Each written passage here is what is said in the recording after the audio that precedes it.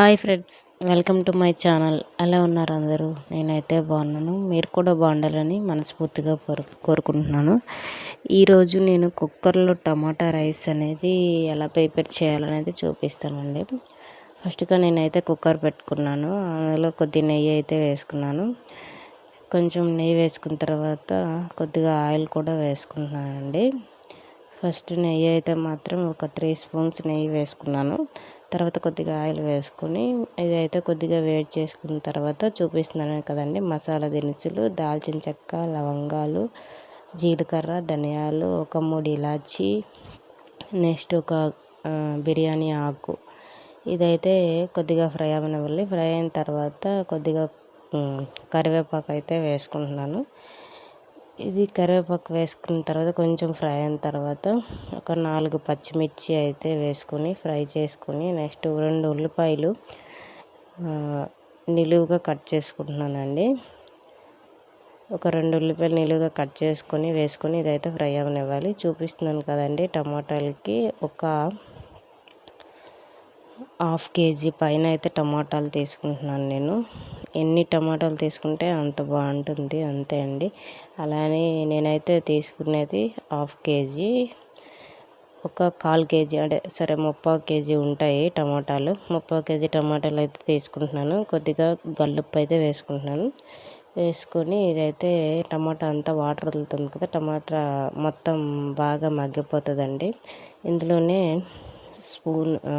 కొద్దిగా పసుపు, 1/2 స్పూన్ పసుపు, స్పూన్ ధనియాల పొడి, స్పూన్ కారం అయితే వేసుకున్నాను. కారం అయితే ఇందులో వేసుకోవచ్చు. ఎందుకు అంటే టమాటాలు కదా పుల్లగా ఉంటాయి, ఇంకా వాటర్ వదులుతుంటుంది కాబట్టి దీనికి కొంచెం కారంగా ఉంటేనే బాగుంటుంది. ఎంత కారం వేసినా సరిపోదు కనుక అనేసినని నేను వేసుకుంటున్నాను. వేసుకొని ఇదంతా బాగా మగ్గాలండి. బాగా మగ్గిన తర్వాత నేనైతే చూడండి అల్లం వెల్లుల్లి పేస్ట్ అయితే కచ్చపచ్చ దంచుకొని వేసుకుంటున్నాను. టమాటా చూడండి ప్యూరీ మొత్తం దగ్గర అయిపోతుంది. దగ్గర అయిపోయిన తర్వాత ఈ అల్లం వెల్లుల్లి పేస్ట్ వేసుకొని బాగా కలుపుకుంటున్నాను. కలుపుకున్న తర్వాత నేనైతే ఇంకా వాటర్ అయితే వేసుకుంటున్నానండి. నేను ఒక గ్లాసుడి బియ్యంకి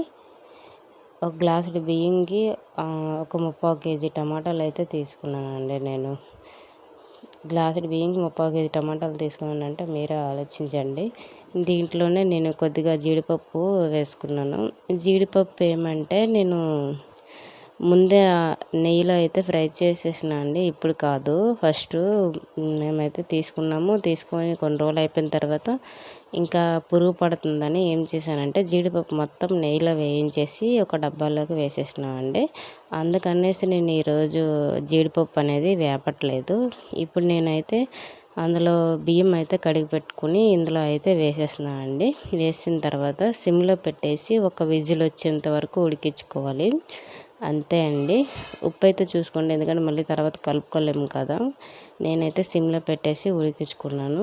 సిమ్లో పెట్టేసి ఒక విజిల్ వచ్చేంత వరకు మనం పెట్టుకుంటే అయిపోయిందండి టమోటా రైస్. నేనైతే ఇలా ప్రిపేర్ చేస్తాను. మీరు ఎలా ప్రిపేర్ చేస్తారో కామెంట్ చేయండి. నా వీడియో కనుక నచ్చినట్లయితే లైక్, షేర్, కామెంట్, సబ్స్క్రైబ్.